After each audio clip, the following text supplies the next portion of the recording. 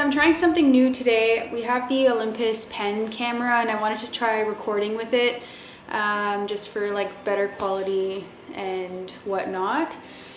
Today's video is going to be all about postpartum for you, not for your baby. I guess there's one item that is like for the both of you to make your lives easier. I have 13 items that I want to discuss with you guys.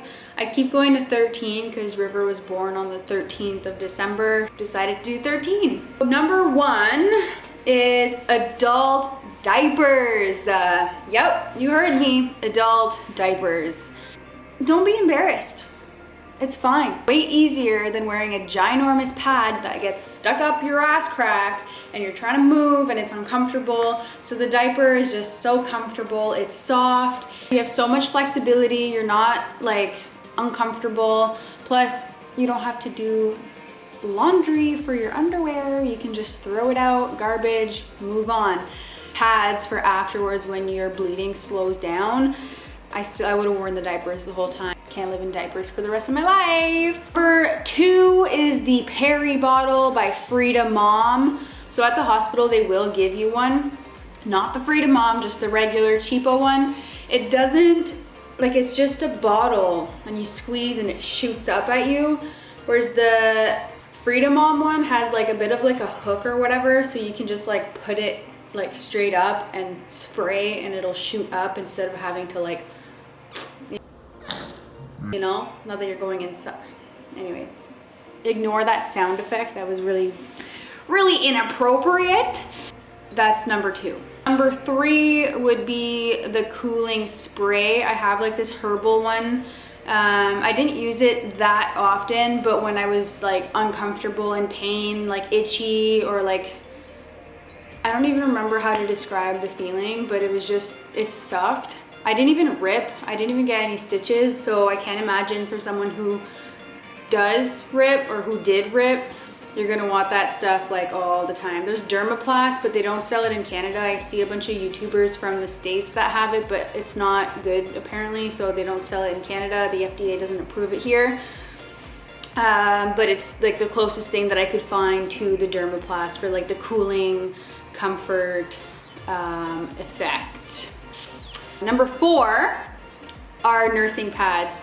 So especially in the first couple months of your mama journey, if you're breastfeeding, your milk is like all over the place.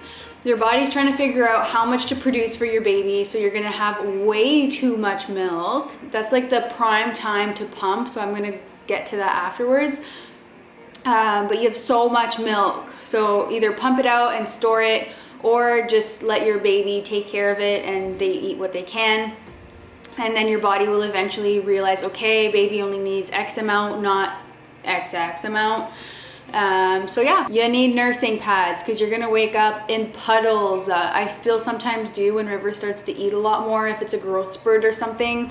I notice my supply goes up and then I'm like, oh yeah, I got this. You don't need nursing pads, girl, like you're good. And then you wake up soaked and then you have to change your sheets and then it's just like, it's a whole disaster. Number 5 are nursing bras. So I have these bras that I love, but they're from Time Maternity, and Time Maternity is no longer a store, which really breaks my heart because that's where I got all of my maternity clothes. They had this closing sale. It was like 60% off or something. And I bought everything, which will be nice for baby number 2 because depending on when we have him or her, I'll be prepared for all the seasons. But yeah, so they don't have it anymore. I got a couple different ones from Amazon and the snaps are so hard to undo compared to the Time Maternity ones. I know H&M has some and I've heard really good things about them, but I ended up just getting, they're like sports bra looking things from Aerie. They're super stretchy, super comfy. So I just pull it down or pull it up depending like what I'm wearing. So like right now wearing a sweater, I would literally just like pull my boob out and ta-da, there it is.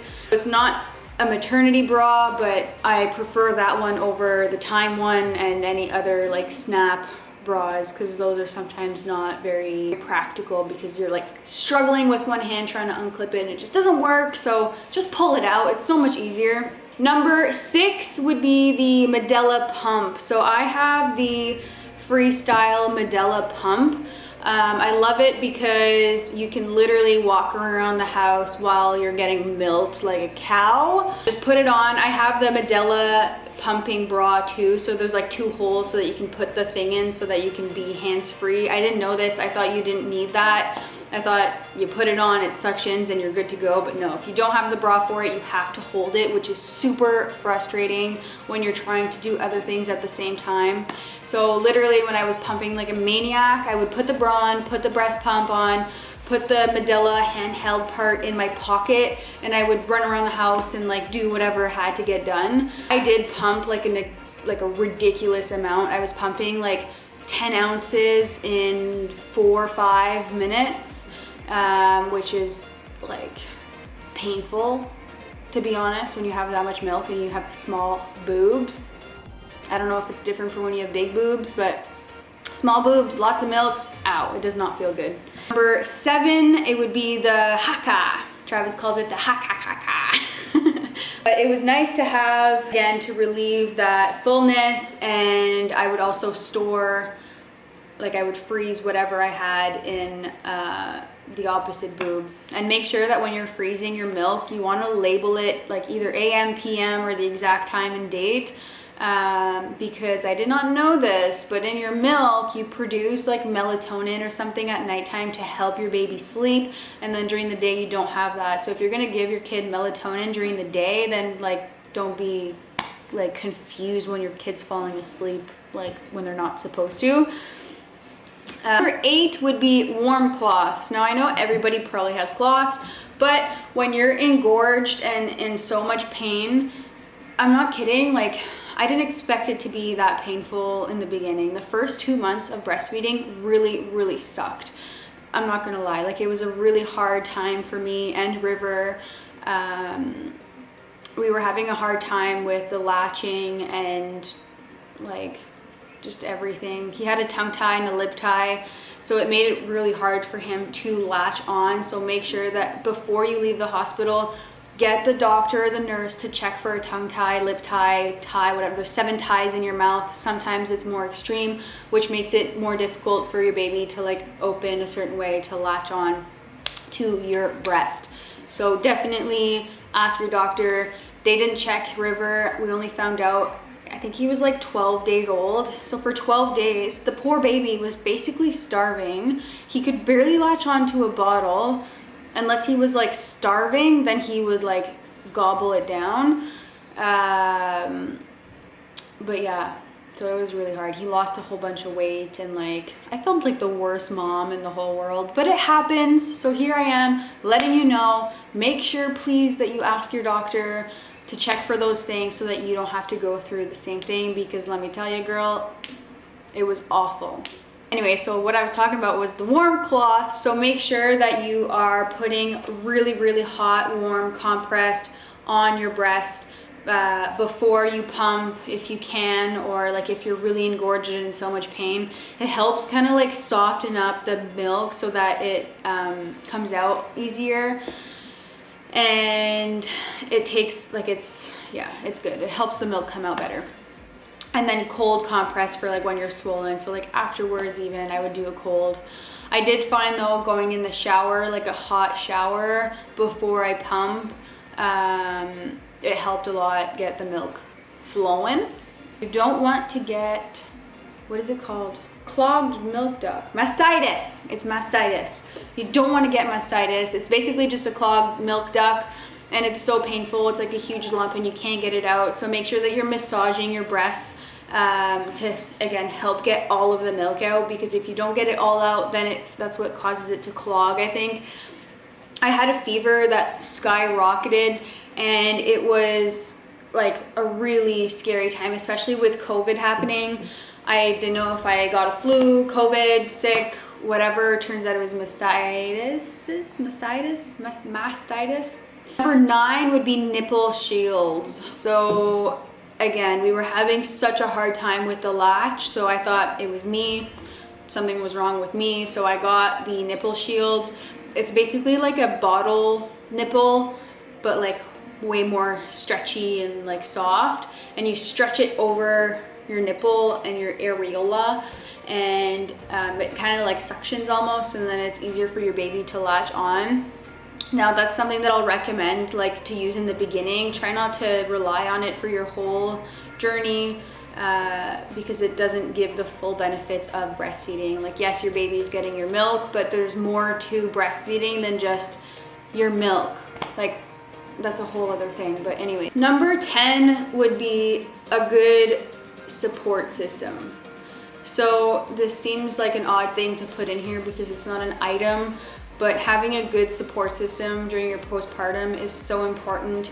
The amount of times that I just wanted to like fall down and cry, and like, oh man, I was so hard on myself because of all the struggles that I had, and I was so tired, and like, man, the amount of hormones and emotions that rush through your body after you have your baby are insane.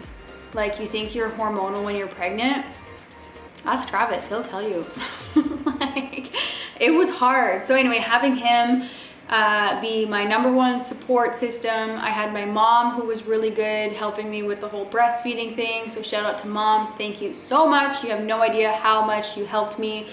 Not even just in the moment, but long term. I was able to help multiple friends too that were having a hard time with breastfeeding. So thanks to you, Mom. You helped so many people, you have no idea. Not even just the women, but the babies. Like, wow. Love you.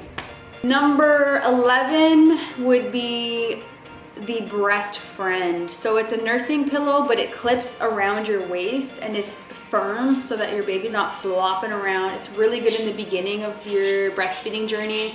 You don't really know how to hold your baby. If you're struggling with the latch, you're focusing on your boob, not on how your baby is, but like the way your baby is positioned is so important, with the latch and with the way that the milk goes down and just everything. Like, there's so many things that contribute to a good latch and a good breastfeeding experience. So definitely try to get that. There's a little pouch too in the front, which I found was good for my water bottle, which takes me to number 12. I had a ginormous water bottle. So I got this water bottle during my pregnancy because I was so freaking thirsty all the time, and I was like, hey, it'll be perfect for when I go to the hospital, because let me tell you, you will be thirsty. Like, I have never been so freaking thirsty in my life until I got pregnant and had the baby. And then after, when you're breastfeeding, you're so thirsty, and I don't know if it's because you're producing, yeah, it's definitely because you're producing milk, and it's a lot of work, man. People underestimate breastfeeding. It's hard work. Don't drink my water. I drink like 4 of these a day. 40 ounces. Let me say hi again. Number 13 would be baby tracking apps. It sounds really silly. It's so important to track everything in the beginning. Mom brain, pregnancy brain, all that shit is real, okay? Your feeds, your wet diapers, your dirty diapers, their sleep, which I didn't really track much in the beginning because he slept all the time. Definitely get a good tracking system, whether you want to do it on paper or an app like I did. I used 2 different apps. I used the Hatch app because I had the Hatch changing pad, which weighs your baby, which is again super good for breastfeeding moms because you're able to actually measure how many ounces your baby ate or drank. I still don't know how to use that term, but whatever. They're drinking, but they call it eating. I don't know. Anyways, so you can weigh exactly, and it can track for you like how many ounces you had, or he had, he, she, whatever, your baby. And I later discovered the app Huckleberry. I love the Huckleberry app. It's really good for like the later months, when you're having a hard time with sleeping. It helps you determine how much sleep your baby needs to have by their age groups and like their wake windows, which, trust me, you're gonna want to research wake windows. I might make a video on that. It's so important. Oh, You can set timers too on it for like when to feed your baby. Don't go past like 2-3 hours. That's what I do during the day so that they are full and can sleep their whole night. And then you can also set timers to remind yourself, oh, it's bedtime. I would set the bedtime alarm or the nap time alarm like 20 to 30 minutes before so that I could do my routine to like settle him down and calm him down before his nap. Those 2 apps were my favorites. Let me know if you guys liked this kind of video. I love helping other people throughout their journey, especially if I'm a little bit ahead. Like if you're about to have a baby, then I have so many tips for you. This, like YouTube was so helpful for me throughout my pregnancy and postpartum. I was always looking for like items that other people liked so that I didn't waste my time like buying products that wouldn't work. So I kind of customize it to my liking, and yeah, I really hope I'm helping somebody because it's hard.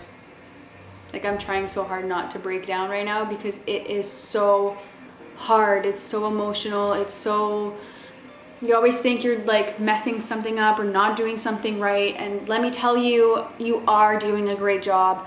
Don't put yourself down. Don't be so hard on yourself. You're killing it, mama. Keep going. It's gonna get easier. We're 4 months in.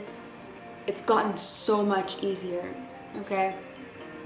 Love you guys. Bye. I don't know how to end it. Smile for mama. Smile.